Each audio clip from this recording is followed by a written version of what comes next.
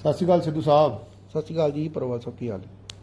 ਠੀਕ ਹੈ ਜੀ ਸਿੱਧੂ ਸਾਹਿਬ, ਅੱਜ 6 ਜੂਨ ਆ ਤੇ ਜਿਸ ਦਿਨ ਤੋਂ ਜੂਨ ਦਾ ਮਹੀਨਾ ਸ਼ੁਰੂ ਹੁੰਦਾ ਤੇ ਸਿੱਖ ਕੌਮ ਦੇ ਜਿਹੜੇ ਹਿਰਦੇ ਆ ਉਹ ਫਿਰ ਉਹਨਾਂ ਜ਼ਖਮਾਂ ਨਾਲ ਰਿਸਣ ਲੱਗ ਪੈਂਦੇ ਆ ਜਿਹੜੇ 1984 ਦੇ ਵਿੱਚ ਉਸ ਸਮੇਂ ਦੀ ਹਕੂਮਤ ਨੇ ਦਿੱਤੇ। ਦਿਲ ਦੇ ਵਿੱਚ ਬੜੇ ਵਲਵਲੇ ਨੇ, ਕਿਸੇ ਕੋਨੇ ਦੇ ਵਿੱਚ ਕ੍ਰੋਧ ਵੀ ਆ, ਲੇਕਿਨ ਆਪਾਂ ਕ੍ਰੋਧ ਨੂੰ ਇੱਕ ਪਾਸੇ ਰੱਖ ਕੇ ਤੇ ਮੈਂ ਚਾਹੁੰਦਾ ਆਪਾਂ ਕੁਝ ਅਜਿਹੀਆਂ ਗੱਲਾਂ ਕਰੀਏ ਕੁਝ ਜਿਹਦੇ ਨਾਲ ਅਸਾਰੂ ਛਿੱਟੇ ਨਿਕਲਣ। ਸਿੱਧੂ ਸਾਹਿਬ, ਪਹਿਲਾਂ ਤਾਂ ਮੈਂ ਗੱਲ ਕਹਾਂਗਾ ਕਿ ਉਹ ਹੰਕਾਰ ਦੀ ਸਿਖਰ ਹੀ ਨਾ, ਕਿਉਂਕਿ ਜਿੱਥੇ ਅਲਾਹੀ ਤੇ ਦਰਗਾਹੀ ਬਾਣੀ ਹਿੰਦੂ ਤੁਰਕ ਕਉ ਰਾਫ ਜੀ ਇਮਾਮ ਸਾਫੀ ਮਾਨਕ ਕੀ ਜਾਤ ਸਭੇ ਇੱਕੋ ਪਹਿਚਾਨ ਬੋ ਦੇ ਸੰਦੇਸ਼ ਤੇ ਉਥੋਂ ਅਲਾਹੀ ਦਰਗਾਹੀ ਬਾਣੀ ਜਿਹਦੇ ਚੌਂ ਧਰਮਾਂ ਲਈ ਦਰਵਾਜ਼ੇ ਖੁੱਲ੍ਹੇ ਆ, ਉੱਥੇ ਹਮਲਾ ਤੇ ਹੋਣਾ ਹੀ ਨਹੀਂ ਚਾਹੀਦਾ। ਪਰ ਉਹ 84 ਦੀ ਪੀੜ ਆ, 37 ਸਾਲ ਹੋ ਗਏ ਆ, ਉਹ ਅਜੇ ਵੀ ਚੀਸ ਜਿਹੜੀ ਉਹ ਮੁੱਕ ਨਹੀਂ ਰਹੀ। ਤੇ ਉਸ ਤੋਂ ਬਾਅਦ ਆਪਾਂ ਉਹ ਅਗਲੀ ਨਵੰਬਰ ਦੀ ਗੱਲ ਵੀ ਕਰਨੀ ਹੈ, 1 ਨਵੰਬਰ ਤੋਂ ਜਿਹੜਾ 4 ਨਵੰਬਰ ਤੱਕ ਦਿੱਲੀ ਵੀ ਹੋਇਆ। ਤੁਹਾਡੇ ਮਨ ਦੇ ਵਿੱਚ ਉਹਦੇ ਪ੍ਰਤੀ ਕੀ ਆ?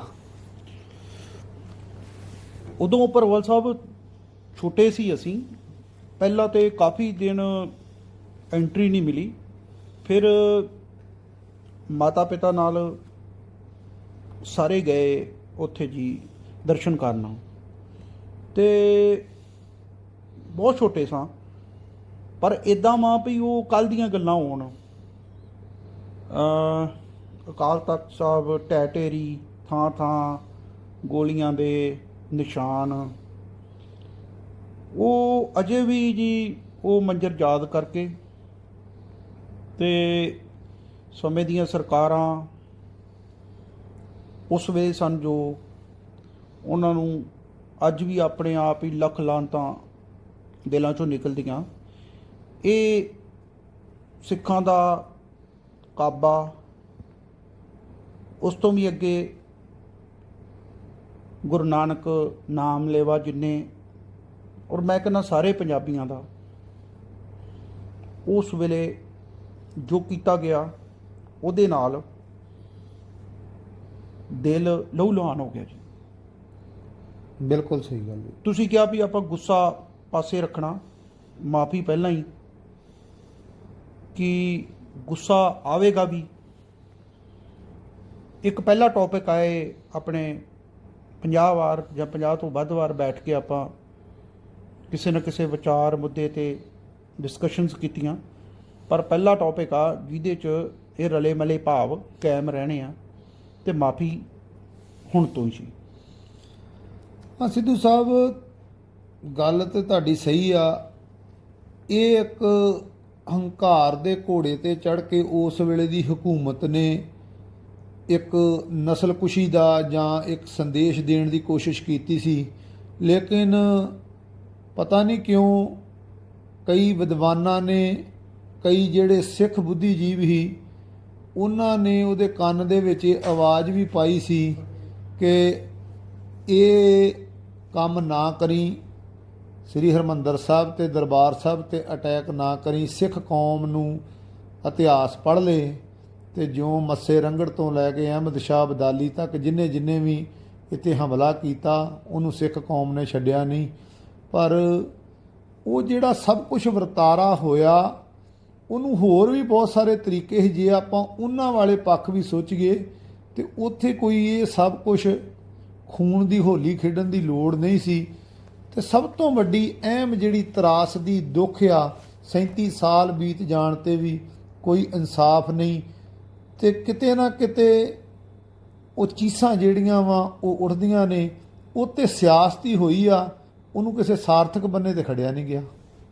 ਪਰਵਾਲ ਸਾਹਿਬ, ਬੇਸਿਕਲੀ ਉਹ ਕਿਸੇ ਸਰਕਾਰ ਦਾ ਕੀਤਾ ਹੋਇਆ ਨਹੀਂ, ਉਹ ਇੱਕ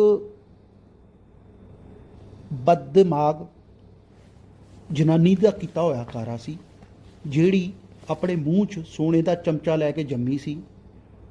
ਉਹ ਨਹਿਰੂ ਦੀ ਕਪੁੱਤਰੀ ਸੀ। ਉਹਨੂੰ ਅਸਲ ਹਾਲਾਤਾਂ ਦਾ ਪਤਾ ਹੀ ਨਹੀਂ ਸੀ।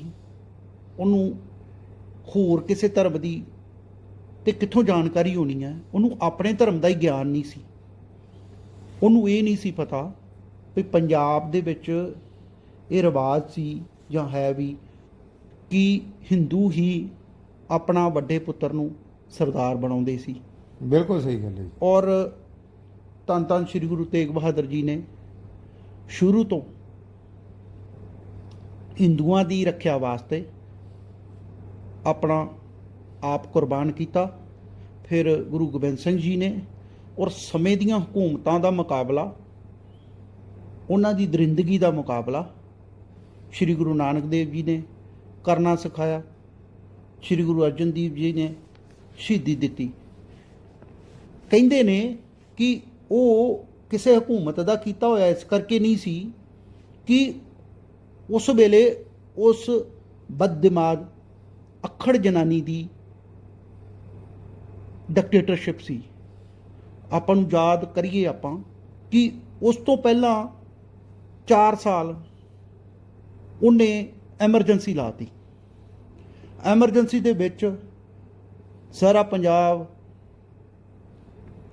ਜਾਂ ਬੰਗਾਲ ਜਾਂ ਇੱਕ ਦੀ ਹੋਰ ਸਟੇਟ ਨੇ ਹੀ ਆਪਣੇ ਪੂਰੇ ਵਿਰੋਧੀ ਤੇਵਰ ਦਿਖਾਏ। ਬਹੁਤ ਸਾਰੀਆਂ ਬਾਕੀ ਸਟੇਟਸ, ਬਾਕੀ ਰਿਲੀਜਨ, ਬਾਕੀ ਕੁੰਬੇ, ਬਾਕੀ ਦਰਿਆਵਾਂ ਦੇ ਪਾਣੀ ਪੀਂਦੇ ਲੋਕ ਉਹ ਢਿੱਲੇ ਪੈ ਗਏ। ਤੇ ਉਹ ਜੋ ਉਹਨੇ ਕੀਤਾ ਉਹ ਇੱਕ ਸੋਚੀ ਸਮਝੀ ਸਾਜ਼ਿਸ਼ ਸੀ। ਔਰ ਇੱਕ ਤੁਹਾਨੂੰ ਹੋਰ ਦੱਸਾਂ, ਉਹਦੇ ਪੁੱਤਰ ਵੱਡੇ ਸੰਜੇ ਗਾਂਧੀ ਨਾਲ ਇੱਕ ਸਿੱਖਾਂ ਦੀ ਕੁੜੀ ਵਿਆਹੀ ਸੀ, ਉਹਦਾ ਨਾਂ ਮੇਨਕਾ ਗਾਂਧੀ ਸੀ। ਉਹਦੇ ਨਾਲ ਉਹਦੀ ਬਣਦੀ ਨਹੀਂ ਸੀ। ਔਰ ਪਤਾ ਨਹੀਂ ਸਿੱਖਾਂ ਪ੍ਰਤੀ ਉਹਨੂੰ ਥੋੜੀ ਨਫ਼ਰਤ ਇਦਾਂ ਉਪਜਦੀ ਗਈ। ਉਹ ਜੋ ਉਹਨੇ ਕਾਰਾ ਕੀਤਾ ਉਹਦੇ 'ਚ ਉਹਦੀ ਮਨਸ਼ਾ ਸਿੱਖਾਂ ਨੂੰ ਸਬਕ ਸਿਖਾਉਣ ਦੀ ਸੀ। ਪਰ ਉਹਨੂੰ ਇਹ ਨਹੀਂ ਪਤਾ ਵੀ ਸਿੱਖ ਜਾਂ ਸਿੱਖੀ ਕਿਹੜੇ ਹਾਲਾਤਾਂ 'ਚੋਂ ਪੈਦਾ ਹੋਈ, ਕਿੱਦਾਂ ਪ੍ਰਵਾਨ ਚੜ੍ਹੀ ਤੇ ਕਿੱਦਾਂ ਵਧੀ ਫੁੱਲੀ। ਬਿਲਕੁਲ ਸਹੀ। ਉਹ ਇੱਥੇ ਟਪਲਾ ਖਾ ਗਈ, ਜਿਹਦਾ ਕਿ ਉਹਨੂੰ ਬਹੁਤ ਵੱਡਾ ਮੁੱਲ ਖੁਦ ਨੂੰ ਵੀ ਤਾਰਨਾ ਪਿਆ। ਪਰ ਉਹ ਕਹਿੰਦੇ ਆ ਬਈ ਕਿਸੇ ਇੱਕ ਸ਼ਖਸ ਦੀ ਮੂਰਖਤਾ ਦਾ ਜਿਹੜਾ ਨਤੀਜਾ ਉਹਦੇ ਨਾਲ ਆਉਣ ਵਾਲੀਆਂ ਪੀੜ੍ਹੀਆਂ, ਤੇ ਜੇ ਉਹ ਕਿਸੇ ਚੰਗੇ ਰੁਤਬੇ 'ਤੇ ਆ ਤੇ ਉਹਦੇ ਨਾਲ ਐਸੋਸੀਏਟ ਹੋਰ ਵੀ ਬਹੁਤ ਸਾਰੀ ਜਨਤਾ, ਕਈ ਵਾਰੀ ਉਹ ਰਾਜ ਜਾਂ ਦੇਸ਼ ਪੂਰੇ ਦੇ ਪੂਰੇ ਨੂੰ ਨਿਭਾਉਣਾ ਪੈਂਦਾ ਜੀ। ਸਹੀ ਗੱਲ ਆ ਸਿੱਧੂ ਸਾਹਿਬ। ਲੇਕਿਨ ਸਿੱਧੂ ਸਾਹਿਬ ਉਹ ਹੋ ਗਿਆ, ਭਾਣਾ ਵਾਪਰ ਗਿਆ, ਕਹਿਰ ਵਾਪਰਿਆ ਉਹ ਜਿਹੜਾ ਕਿ ਨਹੀਂ ਸੀ ਵਾਪਰਨਾ ਚਾਹੀਦਾ। ਤੇ ਉਸ ਤੋਂ ਬਾਅਦ ਜੋ ਪਰੰਪਰਾ ਹੀ ਖਾਲਸੇ ਦੀ, ਉਹ ਫਿਰ ਵਾਹਿਗੁਰੂ ਬੜਾ ਬੇਅੰਤਿਆ ਹੰਕਾਰ ਦਾ ਘੋੜਾ ਜਿਹੜਾ ਉਹਦਾ ਹੀ ਉਹ ਰੋਕਣਾ ਹੀ। ਉਹ ਫਿਰ 2 ਮਰਜੀਵੜਿਆਂ ਨੇ ਚਲੋ ਜੋ ਕੀਤਾ, ਕਿਉਂਕਿ ਮੈਂ ਪੜ੍ਹਨ ਦਿਆ ਹਾਂ WhatsApp ਤੇ ਵੀ ਮੱਸਾ ਰੰਗੜ, ਜ਼ਕਰੀਆ ਖਾਨ, ਜਹਾਨ ਖਾਨ ਤੇ ਅਬਦਾਲੀ, ਇਹ ਸਾਰਿਆਂ ਨੇ ਹਮਲੇ ਕੀਤੇ ਸੀ। ਤੇ 153 ਦਿਨ ਦੇ ਅੰਦਰ ਅੰਦਰ ਹੀ ਇਹਨਾਂ ਦੀਆਂ ਮੌਤਾਂ ਹੋਈਆਂ। ਤੇ ਉਹ ਬੀਬੀ ਵੀ ਜਿਹਨੇ ਇਹ ਹਮਲਾ ਕੀਤਾ ਸੀ ਉਹ ਵੀ 153 ਦਿਨ ਹੀ ਕੱਢੇ। ਤੇ ਉਹ ਮਸਲੇ ਤੋਂ ਬਾਅਦ ਜਿਹੜਾ ਦਿੱਲੀ ਦੇ ਵਿੱਚ ਨਰਸੰਹਾਰ ਹੋਇਆ ਉਹ ਵੀ ਇੱਕ ਦੁਖਦਾਈ ਪਹਿਲੂ ਹੋਇਆ। ਉਹਦੇ ਉੱਤੇ ਅਜੇ ਤੱਕ 37 ਸਾਲ ਬੀਤ ਗਏ, ਸਿਆਸਤਾਂ ਹੋਈਆਂ, ਕਈਆਂ ਨੇ ਆਪਣੀਆਂ ਸਰਕਾਰਾਂ ਬਣਾ ਲਈਆਂ, ਕਈ ਕੁਝ ਹੋਇਆ। ਲੇਕਿਨ ਉਹ ਸੈਂਟਰ ਦੀਆਂ ਸਰਕਾਰਾਂ ਨੇ, ਚਾਹੇ ਕੋਈ ਵੀ ਆਈ, ਚਾਹੇ ਇਸ ਟਾਈਮ ਦੀ ਮੌਜੂਦਾ ਸਰਕਾਰ ਵੀ ਆ, ਸਿੱਖਾਂ ਨੂੰ ਜਿਹੜਾ ਇਨਸਾਫ ਦੇਣਾ ਸੀ ਉਹ ਇਹਨਾਂ ਨੇ ਦਿੱਤਾ ਨਹੀਂ। ਪਰਵਾਲ ਸਾਹਿਬ, ਗੱਲ ਇਹ ਆ ਵੀ ਉਸ ਬਦਦਿਮਾਗ ਜਨਾਨੀ ਨੇ ਉਹ ਦਿਨ ਹੀ ਕਿਉਂ ਚੁਣਿਆ? ਔਰ ਰਾਸ਼ਟਰਪਤੀ ਉਸ ਵੇਲੇ, ਤੁਹਾਨੂੰ ਪਤਾ ਸਾਰੀਆਂ 3 ਸਨਾਵਾਂ ਦਾ ਜਿਹੜਾ ਹੈਗਾ ਵਾ ਮਾਲਕ, ਉਹ ਰਾਸ਼ਟਰਪਤੀ ਹੁੰਦਾ। ਰਾਸ਼ਟਰਪਤੀ ਗਿਆਨੀ ਜੈਲ ਸਿੰਘ, ਬਿਲਕੁਲ ਸਹੀ। ਉਹ ਮੋਮ ਦਾ ਨੱਕ ਜਿੱਧਰ ਮਰਜੀ ਉਹਨੂੰ ਮੋੜ ਲੈਂਦੇ ਸੀ। ਕਹਿੰਦੇ ਆ ਉਹਨੂੰ ਵੀ ਨਹੀਂ ਦੱਸਿਆ ਗਿਆ ਜਿੱਦਾਂ ਉਹ ਕਹਿੰਦਾ, ਪਰ ਉਹਨੇ ਬਾਅਦ 'ਚ ਕੀ ਕਰਤੂਤ ਕੀਤੀ ਨਾ, ਬਾਅਦ 'ਚ ਅਸਤੀਫਾ ਦੇ ਕੇ ਆ ਜਾਂਦਾ। ਦੇਖੋ ਮੈਨੂੰ ਗਿਲੇ ਸ਼ਿਕਵੇ ਇੰਨੇ ਜ਼ਿਆਦੇ ਆ ਕਿ ਇਹ ਇਤਿਹਾਸ ਨੂੰ ਇੰਨਾ ਖਰਾਬ ਕੀਤਾ, ਔਰ ਸਿਰਫ ਇੱਕ ਬੇਵਕੂਫ ਜਨਾਨੀ ਨੇ, ਉਹਦੀ ਜਿੱਦ ਨੇ। ਦੇਖੋ ਸ਼ਹੀਦਾਂ ਦੇ ਸਰਤਾਜ ਧੰਨ ਧੰਨ ਸ਼੍ਰੀ ਗੁਰੂ ਅਰਜਨ ਦੇਵ ਜੀ ਦਾ ਉਸ ਦਿਨ ਸ਼ਹੀਦੀ ਦਿਹਾੜਾ, ਨਾ ਠੀਕ ਬਿਲਕੁਲ ਜੀ, ਉਦੋਂ ਸ਼ਹੀਦੀ ਦਿਹਾੜਾ ਹੈ। ਕਿਉਂ ਉਹ ਦਿਨ ਚੁਣਿਆ? ਕਿਉਂ? ਉਹਨਾਂ ਨੂੰ ਪਤਾ ਸੀ ਅੰਦਰ ਕੁਛ ਇੱਕ ਖਾੜਕੂ ਤੇ ਬਾਕੀ ਸੰਗਤ ਬਿਲਕੁਲ ਦੂਰੋਂ ਚੱਲ ਕੇ ਆਈ, ਸਰਾਵਾਂ 'ਚ ਰੁਕੀ ਹੋਈ। ਕਿਸੇ ਨੂੰ ਥੋੜੀ ਪਤਾ ਕਿ ਉਸ ਕਮੀਨੀ ਜਨਾਨੀ ਦੇ ਦਿਮਾਗ 'ਚ ਕਿਹੜੀ ਖਿਚੜੀ ਪੱਕ ਰਹੀ ਆ, ਉਹ ਕੀ ਗੁੰਦਣ ਡਈ ਆ ਸਿੱਖਾਂ ਨੂੰ ਸਬਕ ਸਿਖਾਉਂਦੀ। ਬਿਲਕੁਲ ਜਿਹੜਾ ਸਰਬੱਤ ਦਾ ਭਲਾ, ਜਿਹੜੇ ਅਰਦਾਸ 'ਚ 24 ਘੰਟੇ ਸਰਬੱਤ ਦਾ ਭਲਾ ਮੰਗਦੇ ਆ। ਹੁਣ ਹੋਇਆ ਕੀ ਵੀ ਉਹ ਦਿਨ ਹੀ ਕਿਉਂ ਚੁਣਿਆ ਔਰ ਇਹ ਤਰੀਕਾ ਹੀ ਕਿਉਂ ਚੁਣਿਆ? ਮੈਂ ਤੁਹਾਨੂੰ ਯਾਦ ਦਿਲਾਉਣਾ ਚਾਹੁੰਦਾ ਜੀ, ਸ਼੍ਰੀਨਗਰ ਹਜ਼ਰਤ ਬਲ ਦਰਗਾਹ 'ਚ ਵੀ ਸੇਮ ਐਪੀਸੋਡ ਹੋਇਆ। ਇੱਕ ਹਫ਼ਤਾ ਘੇਰਾ ਪਾਈ ਰੱਖਿਆ, ਪਾਣੀ ਬਿਜਲੀ ਕੱਟੀ ਤੇ ਆਪਣੇ ਆਪ ਹੀ ਜਿਹੜੇ ਖਾੜਕੂ ਸੀ ਉਹ ਆਪਣੇ ਹਥਿਆਰ ਸੁੱਟ ਕੇ ਤੇ ਬਾਹਰ ਆ ਗਏ। ਕੀ ਇੱਥੇ ਉਹ ਨਹੀਂ ਅਪਲਾਈ ਕੀਤਾ ਜਾ ਸਕਦਾ? ਬਿਲਕੁਲ ਕੀਤਾ ਜਾ ਮੋਹਰੇ ਉਹ ਜਾਨੋ ਧੱਕੇ, ਉਹ ਨਰਕਵਾਸੀ, ਉਹ ਬਰਾੜ ਵਰਗੇ ਕੁੱਤੇ ਟੁਕਣਾ ਤੇ ਪਾਲਣ ਵਾਲੇ, ਉਹਨਾਂ ਨੂੰ ਮੋਹਰੇ ਬਣਾਇਆ ਗਿਆ ਜੀ। ਉਹਨਾਂ ਦਾ ਹੌਸਲਾ ਕਿੱਦਾਂ ਪਿਆ ਜੀ ਗੋਲੀ ਚਲਾਉਣ ਦਾ? ਉਸ ਤੋਂ ਬਾਅਦ ਉੱਥੇ ਉਹਨਾਂ ਨੇ, ਫੌਜ ਨੇ ਤੰਬਾਕੂ ਸੇਵਨ ਕੀਤੇ, ਸ਼ਰਾਬਾਂ ਪੀਤੀਆਂ। ਉਹਦਾ ਪਾਪ ਹੀ ਲੈ ਬੈਠਾ ਇੰਦਰਾ ਗਾਂਧੀ ਨੂੰ। ਮੈਂ ਕਹਿੰਦਾ ਉਹਦਾ ਤੇ ਉੱਥੇ ਜਿਹੜਾ ਅੰਦਰ ਆਉਂਦਾ ਸੀ, ਮੈਨੂੰ ਛੋਟੇ ਹੁੰਦਿਆਂ ਦੀ ਗੱਲ ਯਾਦ ਹੈ, ਹੁੱਬੀ ਰੋਂਦਾ ਸੀ ਤੇ ਕਹਿੰਦੇ ਹੀ ਵੀ ਰੱਬਾ ਇਹਦਾ ਕੱਖ ਨਾ ਰਹੇ, ਤੇ ਰਹਿਣਾ ਵੀ ਨਹੀਂ। ਦੇਖੋ ਅੱਗੇ ਕੀ ਰਿਹਾ ਵਾ, ਪਰ ਇਸ ਦਾ ਨੁਕਸਾਨ ਪੂਰੇ ਦੇਸ਼ ਨੂੰ ਭੁਗਤਣਾ ਪਿਆ ਜੀ। ਉਹ ਇੰਨੀ ਬਦਦਮਾਗ ਜਨਾਨੀ ਸੀ ਵੀ ਉਹਨੇ ਆਪਣਾ ਦੂਜਾ ਬੇਟਾ ਰਾਜੀਵ ਗਾਂਧੀ, ਉਹ ਤਮਲਾਂ ਨਾਲ ਇਸੇ ਹੀ ਆਪਣੀ ਜਿੱਦਾਂ ਦੀ ਖਾਤਰ ਖੋਲਿਆ ਉੱਤੇ। ਜੈਸੀ ਕਰਨੀ ਵੈਸੀ ਭਰਨੀ ਪ੍ਰਭਾ ਸਾਹਿਬ। ਇਸ ਵਿੱਚ ਆਪਣੇ ਸਿੱਖ ਆਗੂ, ਉਹਨਾਂ ਨੇ ਵੀ ਕਿਸੇ ਨੇ ਚੰਗਾ ਕਿਸੇ ਨੇ ਮਾੜਾ ਰੋਲ ਪਲੇ ਕੀਤਾ। ਅਡਵਾਨੀ ਵਰਗੇ ਕਹਿੰਦੇ ਅਸੀਂ ਤੇ ਇਹਨੂੰ ਕਿਹਾ ਵੀ ਜੇ ਤੂੰ ਕੰਟਰੋਲ ਕਰਨਾ ਹੈ ਤੇ ਤੈਨੂੰ ਹਰਿਮੰਦਰ ਸਾਹਿਬ ਤੇ ਅਟੈਕ ਕਰਨਾ ਹੀ ਪੈਣਾ। ਬਿਲਕੁਲ ਅਟਲ ਬਿਹਾਰੀ ਵਾਜਪਾਈ ਨੇ ਵੀ ਉਦੋਂ ਹੁਣ ਦੱਸੋ ਕੀ ਇਹ ਗੂੰਦ ਸੀ ਜਿਹੜੀ ਗੁੰਦੀ ਗਈ? ਉਹ ਕਿਹਨੂੰ ਉਹਦੇ ਬਾਰੇ ਦੋਸ਼ੀ ਠਹਿਰਾ ਸਕਦੇ ਆਪਾਂ ਜੀ? ਇਮੋਸ਼ਨਸ ਤੇ ਆ ਜਾਂਦੀਆਂ, ਗੁੱਸਾ ਵੀ ਆ ਜਾਂਦਾ, ਪਰ ਇਹ ਆ ਕਿ ਆਪਾਂ ਨੂੰ ਆਪਣੀ ਅਗਲੀ ਪੀੜ੍ਹੀ ਨੂੰ, ਜਿੱਦਾਂ ਤੁਸੀਂ ਅੱਗੇ ਗੱਲ ਕਰ ਰਹੇ ਸੀ ਉਹਨਾਂ ਦੇ ਭਵਿੱਖ ਦੀ ਖਾਤਰ ਕਿ ਦੁਬਾਰਾ ਆਪਾਂ ਨੂੰ ਇਹੋ ਜਿਹੇ ਦੌਰ 'ਚੋਂ ਨਾ ਨਿਕਲਣਾ ਪਵੇ। ਆਪਾਂ ਨੂੰ ਜੇ ਕਿਸੇ ਨੇ ਲੜਾਈ ਲੜਨੀ ਆ ਤੇ ਉਹ ਸਾਰੀ ਦੁਨੀਆ ਨੂੰ, ਗੁਰੂ ਗੋਬਿੰਦ ਸਿੰਘ ਜੀ ਦਾ ਸਿਧਾਂਤ ਕਿਸੇ ਇੱਕ ਪਾਰਟਿਕੂਲਰ ਏਰੀਏ ਤੇ ਕਬਜ਼ੇ ਦਾ ਤੇ ਕਦੀ ਰਿਹਾ ਹੀ ਨਹੀਂ। ਪਰਵਾਲ ਸਾਹਿਬ ਰਿਹਾ ਜੀ ਨਾ ਜੀ ਨਾ। ਗੁਰੂ ਮਹਾਰਾਜ ਨੇ ਕਦੀ ਲੜਾਈ ਕੋਈ, ਜਾਂ ਗੁਰੂ ਹਰਗੋਬਿੰਦ ਸਾਹਿਬ ਮਹਾਰਾਜ ਨੇ ਜਿੰਨੀਆਂ ਜੰਗਾਂ ਲੜੀਆਂ, ਕਦੀ ਕਿਸੇ ਜ਼ਮੀਨ ਤੇ ਕਬਜ਼ਾ ਲੜਾਈ, ਉਹ ਕਬਜ਼ੇ ਲਈ ਨਹੀਂ ਲੜਾਈ। ਉਹ ਧਰਮ ਦੀ ਲੜਾਈ ਸੀ, ਗਰੀਬ ਗੁਰਬੇ ਦੇ ਜ਼ੁਲਮ ਦੇ ਖਿਲਾਫ ਲੜਾਈ ਸੀ ਜੀ। ਜਦੋਂ ਉਹਨਾਂ ਕਿਹਾ ਰਾਜ ਕਰੇਗਾ ਖਾਲਸਾ, ਇਹ ਤੋਂ ਵੀ ਇਹ ਭਾਵ ਹੈ ਕਿ ਸਾਰੀ ਦੁਨੀਆ ਦੇ ਜਿਹੜੇ ਖਾਲਸ ਨੇ ਉਹ ਰਾਜ ਕਰਨਗੇ। ਬਿਲਕੁਲ ਬਿਲਕੁਲ। ਉਹਨਾਂ ਨੇ ਸਿੱਖੀ ਇਸ ਸਿਧਾਂਤ ਨਾਲ ਸਾਜੀ ਬਈ ਕਿੱਦਾਂ ਕਿਸੇ ਦਾ ਭਲਾ ਕੀਤਾ ਜਾ ਸਕੇ। ਪਰ ਜੇ ਕੋਈ ਦੁਸ਼ਮਣ ਚੜ੍ਹ ਕੇ ਆ ਜੇ ਤਾਂ ਉਹਦਾ ਮੁਕਾਬਲਾ ਕਰਨਾ ਵੀ ਬਣਦਾ ਹੀ ਆ, ਔਰ ਉਹਦਾ ਬਦਲਾ ਲੈਣਾ ਵੀ ਬਣਦਾ ਹੀ ਹੈ। Action and reaction both are equal and opposite, ਇਹ ਤੇ ਸਾਇੰਸ ਵੀ ਕਹਿੰਦੀ ਆ। ਉਹੀ ਤੁਸੀਂ ਨਵੰਬਰ ਦੀ ਗੱਲ ਕਰਦੇ ਸੀ, ਉਹ ਫਿਰ ਭਾਣਾ ਵਾਪਰਿਆ। ਉਹ ਇੱਕ ਦੂਜੀ ਦੇ ਨਾਲ ਉਹ ਤੇ ਪਟਾਕੇ ਦੀ ਅੱਗ ਲਾਈ ਸੀ ਉਸ ਕਮੀਨੀ ਜਨਾਨੀ ਦੀ, ਜਿਹਦਾ ਕਰਕੇ ਉਹ ਅਗਲੇ ਪਟਾਕਿਆਂ ਨੂੰ ਵੀ ਅੱਗਾਂ ਲੱਗਣੀਆਂ ਹੀ ਸੀ, ਉਹ ਭੁਗਤਿਆ। ਬਿਲਕੁਲ ਸਹੀ ਗੱਲ ਹੈ ਜੀ। ਬਹੁਤ ਲੰਬਾ ਸਮਾਂ ਉਹ ਜਿਹੜੀ ਇੱਕ ਨਫ਼ਰਤ ਦੀ ਉਹ ਚਿਣਗ ਪੈ ਗਈ ਤੇ ਉਹ ਮੁੜ ਕੇ ਚੰਗਿਆਰੀ ਤੋਂ ਭਾਂਬੜ ਮੱਚ ਗਈ। ਸਿੱਖਾਂ ਨੇ ਉਹਨੂੰ ਬਹੁਤ ਜ਼ਿਆਦਾ ਹੰਢਾਇਆ। ਤਾਂ ਤੁਸੀਂ ਜਿਹੜੀ ਗੱਲ ਕਰ ਰਹੇ ਹੋ, ਮੈਂ ਤੇ ਇਹਦੀ ਜੇ ਤੇ ਜਰਨਲ ਡਾਇਰ ਤੋਂ ਵੀ ਲੰਘ ਗਈ, ਕਿਉਂਕਿ ਉਹ ਤੇ ਵਿਦੇਸ਼ੀ ਸੀ ਤੇ ਉਹਨੇ ਵੀ ਜ਼ਿਲ੍ਹਿਆਂ ਵਾਲੇ ਬਾਗ ਤੇ ਉਦੋਂ ਹਮਲਾ ਕੀਤਾ ਸੀ ਜਦੋਂ ਉੱਥੇ 13 ਅਪ੍ਰੈਲ ਨੂੰ, ਜਦੋਂ ਵਿਸਾਖੀ ਦੇ ਦਿਹਾੜੇ ਦੇ ਲੋਕ ਇਕੱਠੇ ਹੋਏ। ਇਹਦੇ ਜ਼ੁਲਮ ਤੇ ਉਹਦਾ ਜ਼ੁਲਮ ਉਹਦੇ ਤੋਂ ਵੀ ਵੱਡਾ ਵਾ। ਚਲੋ ਮੈਂ ਉਸ ਬੰਨੇ ਨਾ ਜਾਵਾਂ। ਬੜੇ ਸਮੇਂ ਬਾਅਦ ਸਿੱਖਾਂ ਨੇ ਆਪਣੀ ਛਵੀ ਫੇਰ ਸੁਧਾਰੀ।